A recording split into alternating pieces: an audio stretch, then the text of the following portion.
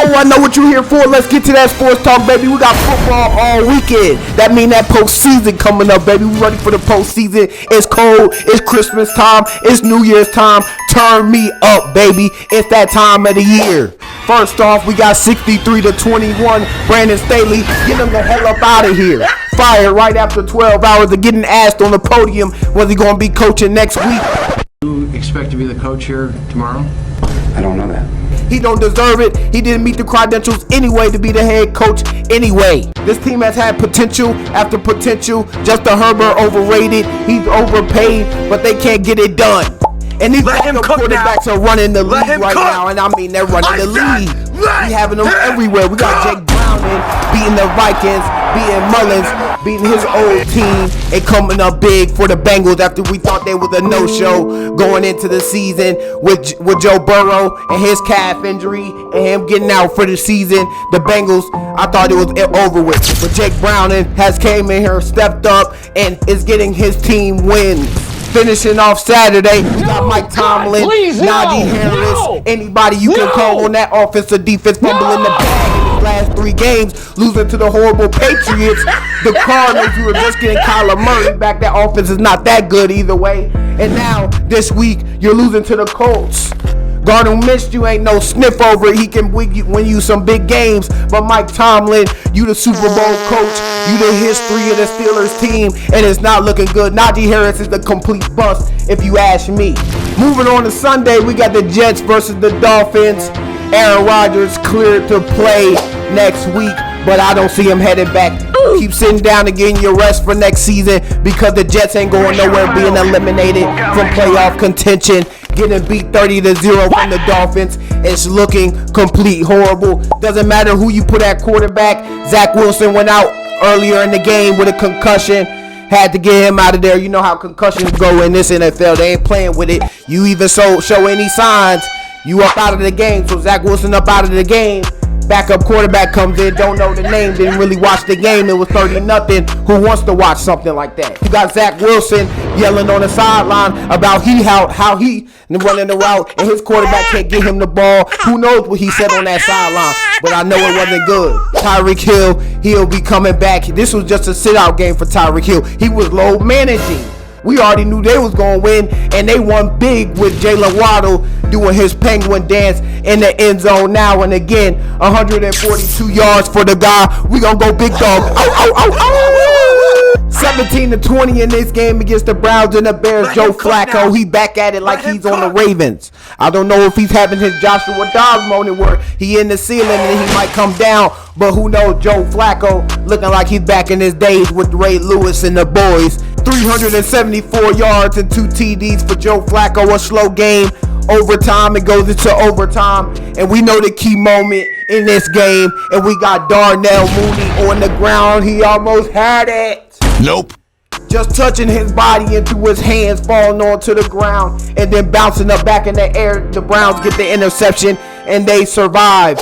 And we got another big overtime game with this one. We got the Texans and the Titans going at it. 16-19 final score. CJ Stroud out in this game. And miracles happen when Case Keenum is in there. And he made some miracles happen in this game. Not surprised what he did back with the Vikings in Minnesota. And he's meant for it. He's been a backup. If you want to have a party for the backups, Case Keenum better be in here for the party with the backups. Finishing that game in OT. We got Patrick Mahomes and the Chiefs bouncing back after last week, taking a heartbreaking loss at the end of the game. We know what happened. Travis Kelce had one of the best plays of his career in the moment that will sit down in NFL history. And Kadarius Toney having another slight drop in a bad game. In this game, after doing what he did last week, he has to be cut after this season. We're done with Kadarius Toney. We see the frustration out of him, out of Patrick Mahomes. In this game, we see the frustration. In this game, Kadarius Toney still doing the same thing. So I think Kadarius Toney, his snaps will be minimized. But not to smash on all these receivers. Rashee Rice stepped up for your boy Patrick Mahomes. Shout out to him getting a 91-yard game. Having a 91-yard game and getting a TD for his boy. He really stepped up in that game. So let's get up. Big dog for that boy Rashee Rice. Heading to later in the afternoon, baby. We got some key moments in the afternoon. a couple blowouts here and there. We got the Cowboys versus the Bills, 31-10. How do you do that? How do you do that? I mean, this was a horrible game. The weather was there. We had some rain. We got some storm. It's a messy game, and when you're a dome team like the Cowboys, that can mess with you. That can spoil you. So when you get outside and it's a rainy game or it's a snowy game, you really don't know how to play in it. And the Cowboys look like they didn't know how to play in it with 92 yards in the first 3 quarters. That is the fewest they've had since 2010. Horrible game for the Cowboys. James Cook, the Cowboys had no answer for the guy. He was getting it through the air. He was getting it rushing. He did whatever he needed for that team, and he's starting to become a superstar like how Dalvin Cook was on the Vikings. Don't know about what Dalvin Cook is doing now, but his brother James Cook is balling, and he's a dog in this game. Ow, ow, ow! And this is what we've all been waiting for all day, baby. Some Sunday night football. We got Lamar Jackson against Trevor Lawrence, the first overall pick. The Jaguars, they beat themselves up in this game. A lot of turnovers here and there, and I just feel like they just don't have enough. They still sit on the top of the AFC South, but it is getting very close in that division. Let's see if Darnell Mooney or any of these other guys can come up and take this division by storm. Lamar Jackson is in MVP mode, and I mean MVP mode it is. Michael Vick mode, most rushing yards, most rushing attempts, most rushing everything, because he was getting his rushing in and he was moving the pocket here and there, throwing the ball across field, and Isaiah Likely bagging people up. Isaiah Likely was getting what he wanted.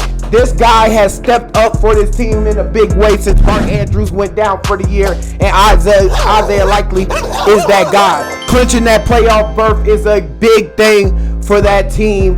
We know what they can do in the regular season. That's always been the thing about this team. They can get it done in the regular season. Lamar Jackson can win you a lot of games in the regular season. He can win you big games in the regular season.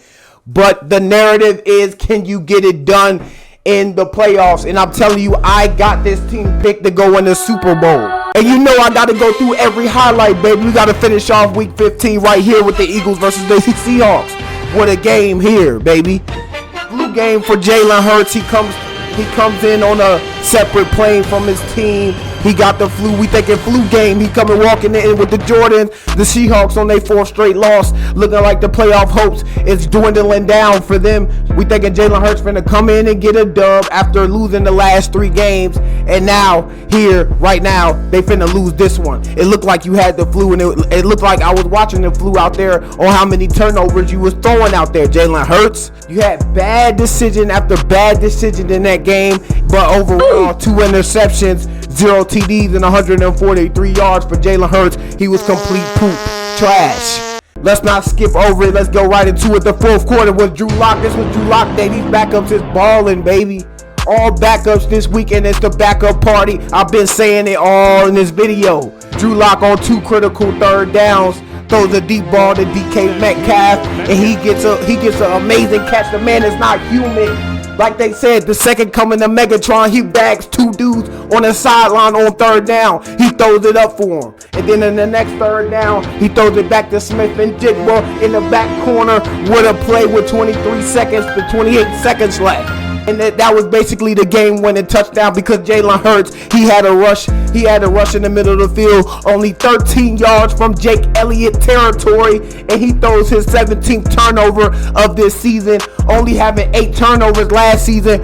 What a big turnaround for this offensive team. Matt Patricia, he had a fair game on defense. He kept it manageable. But when Jalen Hurts is turning over the ball 2 times, what can you do as a new defensive coordinator coming in and only leaving his team with 20 points on the board when you got A.J. Brown, Devontae Smith, you got all these guys on this offense, and you couldn't do nothing. So you know it's your boy giving you these moments. If you missed last night, you know I got you covered. It's your boy Dino. Thank you for watching Lace 'em Up Sports Talk Show, and it's all love if you stay behind. I thank you.